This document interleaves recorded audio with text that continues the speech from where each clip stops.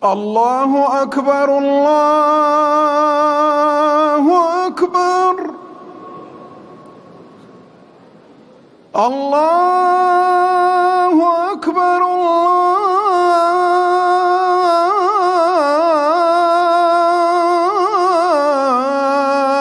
Akbar. Assalamu alaikum, hürmetlik anlıqçılar. Ustaz Muhammed Yusuf'ның Allah'ның güzel isimleri namlıq əsrini diqqətinizə sunumuz. Yaxtırıb anlıqaysınlar. Bilmegen rəvişdə yardım qılğıcı. Arzu armanlarınız əməlgə aşmayıvatandı. Hayatdan kütkənləriniz kelmeyivatandı. Ümitsizlivatamsız. Özünüzni çarəsiz his qılıvatamsız. Tiləgənlərinizə erişiş mümkün emasdek görünüvatamdı. Yardımga, hatta kütülmegen şekildeki yardımga ihtiyaclıq boluvatamsız. Undaqda siz Allah Taala'nın El-Latif kütülmegen rəvişdə yardım qılğıcı degan ulug' ismi bilan tanışıp chiqing. Onun keng ma'nilarini obdan o'gining. Agar siz shunda qilsangiz, Allah Taala uchun dunyoda mumkin bo'lmaydigan hech qanday ish yo'qligini va Allah Taala'nın hammaga qodir ekanligini bilib qolasiz. Agar siz umidni Allah Taalaga bog'lab, yetarlik sabablarni qilib, uning ishini qaqsangiz, sizning mumkin emas deb qaragan arzu armonlaringiz uning yordami bilan cho'qim amalga ishib qoladi.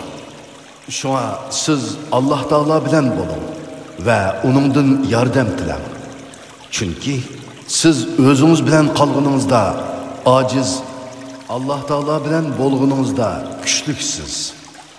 El-Latif, Allah Taala'nın bandalariga kutilmagan ravishda ular o'ylamagan yerdan nihoyat maxfiy va to'limi shafqatlik bir shaklda yordam qiluvchi, kuyimchanligini yetkazguchi deganlikdir. Bu so'z yana Allah Taala'nın ishlarining eng inchka va eng nozik ve yoshurun taraflarini to'liq bilguchi, bandalarga manfaatlik ishlarni to'liq idrok qilguchi ekanligini ifodalaydi. Allah Taala bandalarga ular bilmagan va o'ylab boqmagan yerlardan yordam qiladi. Ularning tirikchilik yo'llarini ochadi, sabablarni o'ng'aylashtiradi va ularga kutilmagan yerlardan rizq beradi. Navoda Allah Taala sizga El-Latif degan mübarek ismi bilan muomala qilsa, sizni barliq armonlaringizga yetkazadi. U sizga yordam qilishni iroda qilsa, odatda sabab qatoridan sanalmaydigan kichik ishlarni sabablarning eng yaxshisi qilib berdi. U sizga biror yaxshilikni iroda qilsa, odatda siz yaxshilik kutmaydigan birlarining qo'li orqali sizga yaxshilikni yetkazadi. U sizni biror yomonlikdan saqlamoqchi bo'lsa, sizga his qildirmasdan va ko'rsatmasdan shu yomonlikni sizdan ijro qiladi. Uni siz keyin bilib qolasiz yoki mangu bilmay qolasiz. U sizni biror gunohdan saqlashni iroda qilsa, u gunohni sizga yomon ko'rsatadi yoki uning yo'llarini qiyin qilib qo'yadi va yoki biror sababni yaratib uni shu gunohga to'salg'i qiladi. Shuning bilan siz gunohdan saqlanib qolasiz. Allah Taala xohlagan bandalariga o'zining El-Latif degan muborak ismi bilan muomala qiladi va ularga kutilmagan ravishda va kutilmagan joylardan yordamini yetkazadi.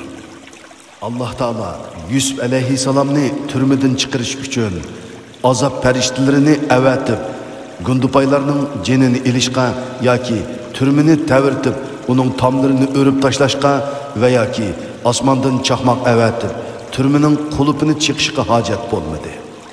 Faqatla podshohga tush ko'rsatdi va shu tushni Yusuf alayhisalomning turmidan chiqishi uchun sabab qildi. Alloh taolo Musa alayhisalomni o'z onasiga qaytarishni iroda qilib edi.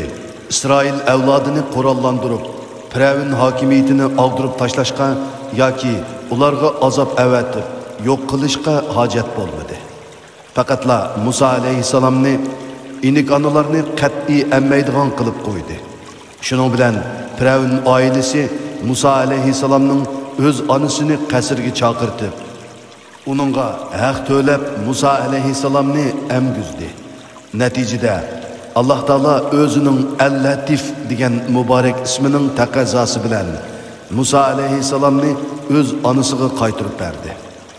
Allah Taala Peygamberimiz Hazreti Muhammed aleyhisselamni ve onun bilen billi bolganlarni müşriklar koygan embargodun qutquzish uchun azap periştilerini evetişke yoki zalimlarga azap tushirishga hojat bo'lmadi. Faqatla bir qurutga emir qildi. Mazkur qurutning sababi bilan zalimlarning embargosi amaldan qoldi. Ma'lumki Peygamberimiz Hazreti Muhammed aleyhisselam peygamberlik kelib 7 yildan keyin Mekke'nin zalim katıbaşları Müslümanlarga karşı bir vəsiqə hazırlab, onu Kabe'ge asqan. Vəsiqənin məzmunu boyunca Müslümanlarni İslam dinidən yandırış üçün ularni Mekke'nin Şibe Ali degan yeriga qamib elib, ularning Mekkeliklar bilan bo'lgan aloqasini butunlay uzib tashlagan.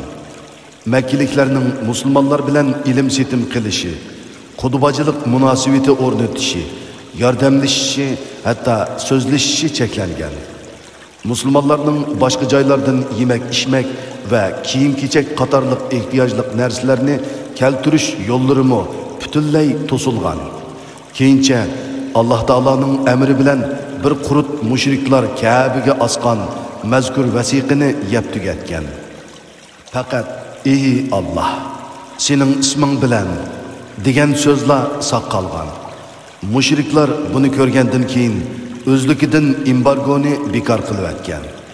Demek Allah Taala bendisiga El-Latif degan mübarek ismi bilan muomala qilganda uning har qanday bir qiyinchiligini kutilmagan yerdan va eng oddiy sabab bilan hal qilib berdi. Agar siz Allah Taolaning kutilmagan ravishda va o'ylamagan yerdan yordam qilishini tilasangiz, Allah Taala bilan bo'ling. Onundan yardım tilang. Onun bilan bo'lgan munosabatingizni yaxshilang va bunu duoni o'qishni odat qilib eding. Ey ata ihsonlarini eng maxfiy va eng kutilmagan shaklda yetkazguchi Allah. Bizni qo'rqqanlarimizdan saqlagin. Ey Allah, bizga taqdir qilgan barliq ishlarda sening sexiyligingga yarashadigan shaklda rahim shafqat qilgin. Ey hamdin bek keremlik ilahim. Xatime. Assalamu alaykum qadrlik anlıqçı qerindaşlar. Allah'ın kattı iltifatı bilen Allah'ın güzel isimleri namlıq şanlıq eserinin avazlık nusxisi bu gece, yani Uluq Ramazan'ın 27. gecesi g'albilik tamamlandı. Allah'ın bizni bu ulug'vor xizmatga nail qilganligi uchun Allah'a cheksiz hamdu sana eytiman. Allah'a şükür qilaman. Mazkur asarning avtori ustoz Muhammad Yusuf bo'lib, onlarca sarxil islomiy kitoblarning, yüzlerce ilmiy maqolalarning avtori va nurg'unlagan unsinliq darslarning egisi. Ustozning din va hayot 2000 savolga javob. İslamdaki aile tüzümü, İslam ahlakı, farzandlarimizni qandoq tarbiyalaymiz? Mana bu İslam, namaz ve onun ahkamları, ilahi qo'rg'on, baxt saodatning 40 retsepi, hayotning payzini suring namliq asarlari ona vatan ve O'rta Osiyo Cumhuriyetlerida nihoyatda ko'p tarqaldi ve ko'p o'qildi. Biz ovozga olgan Allah'ın güzel isimleri namlıq, şanlıq esermi qol-qolga tegmay o'qildi. Hazır Slaviyancha nusxasi nashr qilinish oldida turmoqda. Bu ovozlarni kirishtirish uchun tartibchi Madina Munavvar shahri Islom universitetining o'quvchisi Arafat Islom. Shundaqla mazkur asarni ovozliq o'qib, ovozga olguchi muhojiratdagi daqiqa va minutlarini avvali Allah söygüsü, andın öz xalqi ve ana tuproq söygüsü bilen şaraiti yar bergen dairede qo'lidan kelishcha öz ovoz bilan tashviqot yo'lida xizmat qilayotgan yürek bağrı laxtı kan musafir g'erib çaresiz sabdishinglar ve vatandishinglar Pekir Sirajiddin Fatih yani taxallusi Qaraxon.